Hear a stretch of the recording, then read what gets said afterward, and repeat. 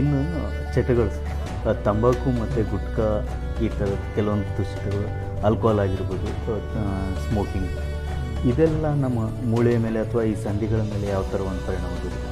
ದುಶ್ಚಟ ಯಾವುದೂ ಇರ್ಬೋದು, ಅದು ಆಲ್ಕೋಹಾಲ್, ಮದ್ಯಪಾನ ಆಗಿರ್ಬೋದು, ಅಥವಾ ಎನಿ ಫಾರ್ಮ್ ಆಫ್ ಟೊಬ್ಯಾಕೊ, ತಂಬಾಕು ಆಗಿರ್ಬೋದು, ಸಿಗರೇಟ್ ಆಗಿರ್ಬೋದು, ಖಂಡಿತವಾಗಿ ನಮ್ಮ ಜಾಯಿಂಟ್ಸ್ ಆಗಲಿ, ನಮ್ಮ ಬೋನ್ಸ್ ಆಗಲಿ, ಅದರ ಹೆಲ್ತ್ ಮೇಲೆ ಖಂಡಿತವಾಗಿ ಒಂದು ದುಷ್ಟಕರವಾದಂಥ ಒಂದು ಅಭಾವ ಬೀಳುತ್ತದೆ. ಈ ಹ್ಯಾಬಿಟ್ಸ್ದಲ್ಲಿದ್ದಂಥ ವ್ಯಕ್ತಿಗಳ ಬೋನ್ಸ್ ಭಾಳಷ್ಟು ಸಾಫ್ಟ್ ಮತ್ತು ಬ್ರಿಟಲ್ ಆಗಿಬಿಡ್ತವೆ. ಬ್ರಿಟಲ್ ಅಂದರೆ ಯಾವ ಥರ ಅಂದ್ರೆ ಸ್ಪಂಜ್ ಹೆಂಗಿರ್ತಾವೆ ಆ ಥರ ಅವ್ರದ್ದು ಬೋನ್ ಹೆಲ್ತ್ ಆಗಿಬಿಡ್ತವೆ, ಸಾಫ್ಟ್ ಆಗಿಬಿಡ್ತವೆ. And they are more susceptible to fracture. ಸ್ವಲ್ಪ ಟ್ರಿವಿಯಲ್ ಫಾಲ್ ಆಗಿ ಬಿದ್ದ ತಕ್ಷಣ they will come with fracture, joint issue, joint problem. So ಒಳ್ಳೆ ಲೈಫ್ ಸ್ಟೈಲ್ ಇರಬೇಕು. ಒಳ್ಳೆ ಒಂದು 45 ಮಿನಿಟ್ಸ್ ಸ್ಟ್ರೆಂತ್ ಟ್ರೈನಿಂಗ್ ಆಗಲಿ, ಸ್ಟ್ರೆಚಿಂಗ್ ಆಗಲಿ, ಮೊಬಿಲಿಟಿ ಆಗಲಿ, ಅಥವಾ ಸ್ವಿಮ್ಮಿಂಗ್ ಆಗಲಿ, ಈ ಥರ ಒಳ್ಳೆ ಹ್ಯಾಬಿಟ್ಸ್ ಇಟ್ಕೋಬೇಕು. ಮತ್ತು ಒಳ್ಳೆ ಡೈಟ್. ಈಗ ಸಂಧಿವಾತ ಅಥವಾ ಅರ್ಥ್ರೈಟಿಸಲ್ಲಿ ನಾವು ಮುಖ್ಯವಾಗಿ ಏನು ಸ್ಟ್ರೆಸ್ ಮಾಡಬೇಕಂದ್ರೆ ಒಳ್ಳೆ ಒಂದು ಆ್ಯಂಟಿ ಇನ್ಫ್ಲಮೇಟ್ರಿ ಡೈಟ್ ಅತ್ತೆ.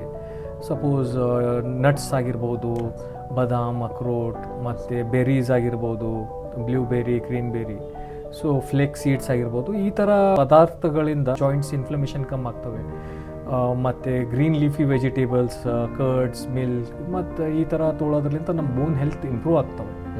ಸೊ ಇದರಲ್ಲಿ ಮುಖ್ಯವಾಗಿ ನಾವು ತಿಳ್ಕೊಬೇಕು, ಡೈಟ್ಸ್ಲಿಂತ ಇದು ಎಲ್ಲ ತೊಗೊಳೋದ್ರಲಿಂತ ನಮ್ಮದು ಕ್ಯಾಲ್ಶಿಯಮ್ ಇಂಪ್ರೂವ್ ಆಗ್ತದೆ. ಒಂದು ಕ್ಯಾಲ್ಶಿಯಮ್ ನಾವು ಸೇವನೆ ಮಾಡ್ತೀವಿ, ನಾವು ಓರಲಿ ತೊಗೋತೀವಿ, ಕನ್ಸ್ಯೂಮ್ ಮಾಡ್ತೀವಿ, ಬಟ್ ಟ್ರಾನ್ಸ್ಪೋರ್ಟ್ ಮಾಡೋದು ಈಸ್ ಸನ್ಲೈಟ್, ವಿಟಮಿನ್ ಡಿ.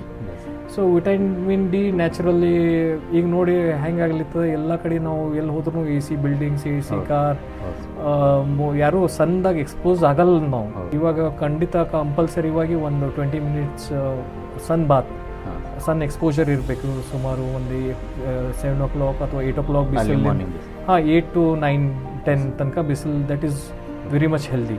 ಈಗ ಹೆಂಗದೆ ಎಲ್ಲ ಕಡೆ UV protection glasses, UV protection sun glasses ಹಾಕೋತೀವಿ, ಕಾರ್ ಗ್ಲಾಸಸ್ ಇರ್ತಾವೆ. ಸೊ ಹಾಗಾಗಿ sunlight is also very much important. ಅಂದ್ರೆ ಮೇನ್ ನಾವು ಸೇವನೆ ಮಾಡ್ತೇವೆ, ಅದು ನಮ್ಮ ಬೋನಿಗೆ ಹೋಗಿ ತಲುಪಲ್ಲ.